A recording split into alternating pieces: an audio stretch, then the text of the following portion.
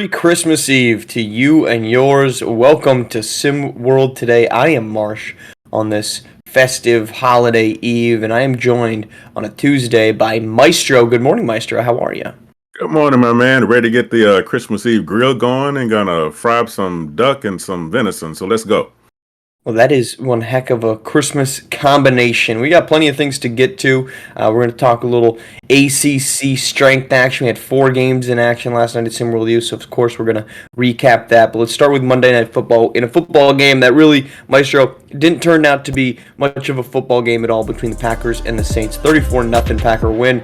They moved to 11-4. The Saints moved to 5-10 on the season. I can't imagine there's much, but your takeaways from this one. Well, the Saints managed to do something no one else has done this year, and that is get shut out in the SWFL. It is amazing how this team that is basically just to be real about it, Marsh, they're putting out fires with water guns right now. They're gonna be nearly $60 million over the cap next year or some number like that. They have so many problems, and guess what? It gets showed last night. There are a lot of cats on that team that are obviously ready to go. Green Bay had a lot to play for. They're playing for their playoff positioning life right now, and they basically trucked the Saints. And it was interesting to see the Saints play so well for the middle part of the year when they were in danger. Now that they're out of the playoffs, it was almost as if they showed up just because.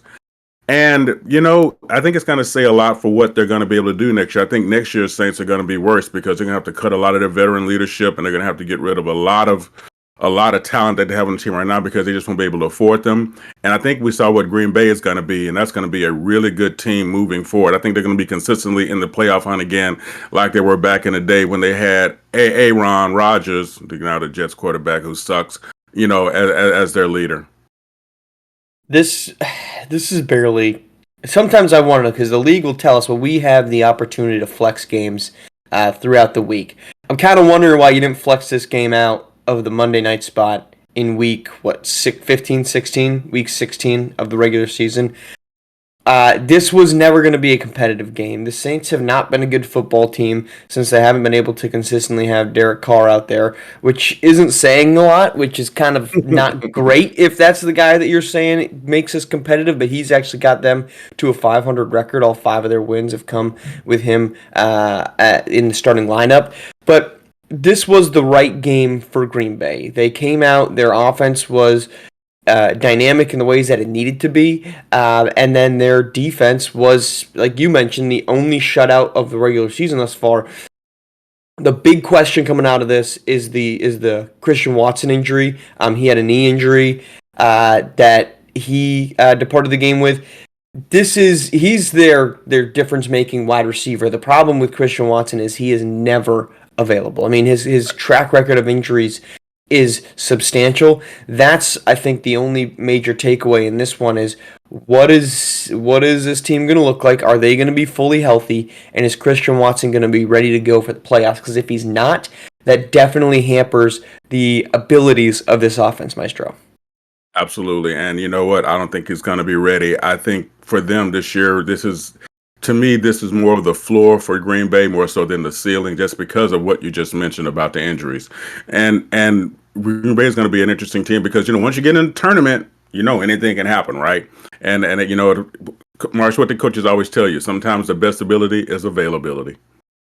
And right now, Christian Watson is not available. All right, let's move on to SWBA. As we approach Christmas Day, it's kind of when the season starts to become a little more locked in.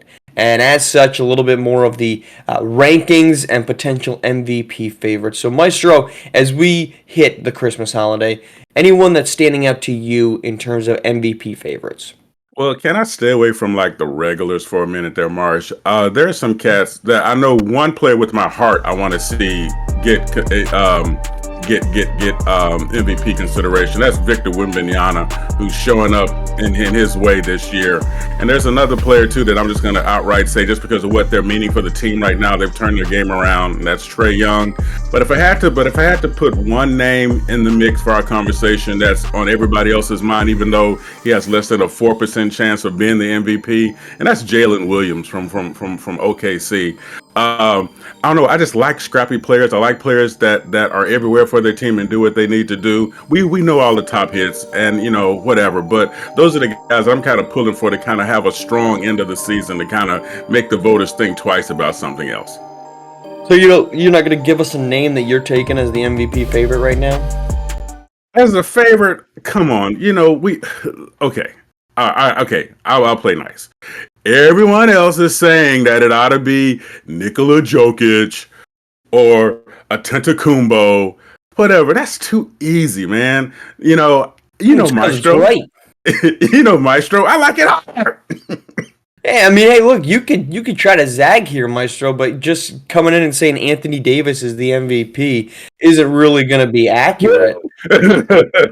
I'm not saying that's who you're voting for. I'm just saying the MVP favorite is the guy that's supposed to win it. And right now, this is a three-man race. And ESPN released a straw poll, which they do at multiple points in the regular season. It is the best indicator of who's going to win the MVP. I don't know the track record, but I'm pretty sure it's like you have to be either first, second, or third at some point in this voting, obviously. But it is a poll of 100 likely voters of the MVP. And right now, it is, to no one's surprise, Jokic, SGA, Giannis, 1, 2, 3, with a massive lead, 57 first-place votes for Jokic, because he should be the MVP. And this is, I think, the greatest turning point. There's a lot of negatives of this era that we've gone through of SWBA. Ratings are down and players aren't playing enough, and the ref player drama does not stop. The one thing that we've gotten right is we've accepted the fact that the good players should be getting multiple MVPs. This whole MVP fatigue that we had in the 2010s because, we already gave it to him last year. He might be playing better, but we don't have to give it. It's gone.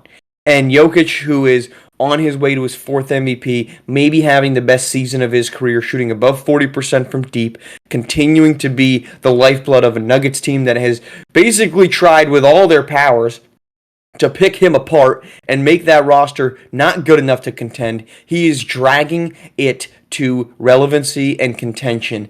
In my opinion, there's not an argument for anybody else except for Jokic, but I hear the argument for SGA and Giannis because Giannis has also been absolutely incredible, and I would not be surprised if either of those two make it. But it's Jokic, and it's everybody else. Agree, I do agree, and just for everybody who's checking, we appreciate you this morning. Marsh had no way of knowing my utter disdain for MVP and award voters over the last 25 years. He had no way of knowing that he was walking into that bear patch in my mind, and I'm not going to waste this time with it this morning. It's just those guys. I just want to take them outside and beat them to death with a trash can. That's all I'm going to say. Of the past 25 years or of the most recent, 5 years? Of the past 25 years in every major sport, from MVP voting to the Hall of Fame voting, I just want to take everybody outside. Now I'm not going to say it again because then, we might get some paperwork later. I'm not going to disagree with you on the Hall of Fame voting, particularly in basketball, but that is a conversation for a longer day. All right, let's move on to college hoops, where we do have 4 games. We'll get to our SimWorld wrap-up in just one moment, but let's start with the ACC. Has there ever been a time, Maestro, in your opinion, that the ACC has been better than it is right now? We've got 2 teams in the top 5. We've got 4 teams in the top 13. Louisville sitting above 500. They have the reigning SimWorld U national champions, who granted aren't playing like it, but is this the best version of the ACC? Man, I tell you, Marsh, it really is, and I'll tell you something. It's almost as if there is the SimWorld U universe of teams that are doing what they're doing, and the teams that we look outside of the ACC that we consider, maybe they're going to make a run, but then we look at the ACC and they're like their own universe unto themselves, and and not just with talent, by the way, with the way the teams are playing, how they're playing. Of course, Miami coming off the national championship and ACC championship last year. It's almost as if the rest of the team said, "What about us?" Right? And it is really great to see that within that conference, the intensity. I just hope they don't cannibalize themselves coming into Hoopsteria towards the end of the year, because there's so much talent. I want to see how far all of them can go. Look, I get it. I think the ACC is very good. You've got Cooper Flagg, who's been fantastic. You've got Donta Walker, who's been the surprise team of the Georgia Tech and player, I think, of the season. But there is a conference that has 4 teams in the top 10, has 5 teams ranked, has 2 teams that I think could be sleepers for a national championship, and it's not the ACC. It's the SEC, where you've got the number 2, the number 3, the number 6, the number 8 seed. I know Tennessee hasn't been playing well, but you cannot sit here and tell me that you would really want to play Tennessee in Hoopsteria despite the fact that they're 7-8 because Trey Turner is as dangerous as he is. South Carolina is 8-6, and probably if they won their last game, they're going to be ranked in the top 25 as well. So you've got 6 teams that are top 25 worthy, including 4 in the top 10. Is the ceiling for the ACC higher? Maybe. I mean, I like Duke and I like Georgia Tech more than I like the second fiddle of the SEC, which I think Kentucky's number 1 despite the fact that they're sitting ranked number 3. But I don't sit here and say that the ACC is better than any other conference because the SEC right now has been dynamic and dynastic. And to your point, and again, you know, I'm not supposed to hop opposite side swing here. SEC's teams always do what? They did it last season. They're going to do it again this year. They always finish strong, right? They always prep themselves into their tournament. So to see them sort of, like you say, grow into their season, wouldn't be shocked at all. But I still like the ACC, though. I'm just going to tell you. The ACC is certainly a fantastic conference. I would put them at number 2, and I think it's those 2 conferences and pretty much everything else. The Big Ten's got a couple talented teams, especially with number 7 ranked Iowa, but in my opinion, it's SEC, it's everybody else. All right, let's rip it off to SimWorld U wrap-up, roll the tape of a Christmas or Eve of Eve's Christmas. Let's start with Virginia and Wichita State. A 74-63 win for the Cavaliers. Johnny Baldwin, 23 points, 7 boards on 10 of 14 shooting. Ian Swain leads Wichita with 14, but the Shockers now 2-6 on the season. Mississippi State survives a could-have-been, would-have-been upset. 63-48 win on the road against the Wake Forest Demon Deacons. Josiah Townley gets things going for Mississippi State to hold it off. He goes 5 of 7 from deep as their defense was really the catalyst of this one. Their offense, 38% shooting from the line. Let's head to Arizona and SMU where the Mustangs get a big win, 73-61. Cam Jones leads the way with 17 points, 5 assists, just 2 of 10 from deep from Cam Jones, but he still ends up being the team and the game's highest scorer in that one. Missouri and Seton Hall. Missouri falling at home 82-81. Seton Hall's Tyshawn Housey leads the Pirates with a 16.7 rebound game. Eric Buskey, 14 points, 9 boards, 5 assists, 4 steals, 3 blocks in the win for the Tigers.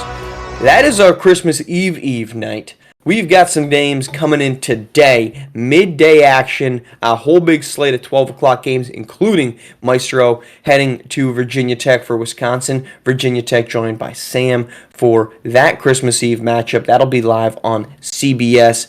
Full slate of action that we will see and react to on Christmas morning as we open up that gift of an opportunity. Maestro, safe travels here on Christmas Eve to Virginia Tech. We look forward to hearing you on the call.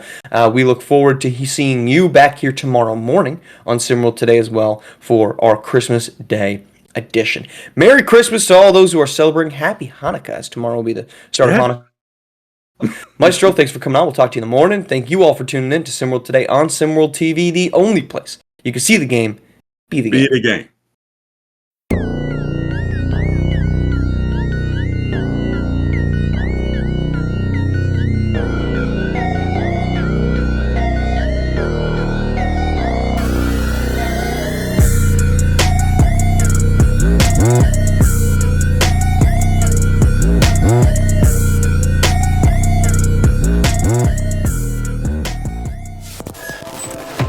This has been a presentation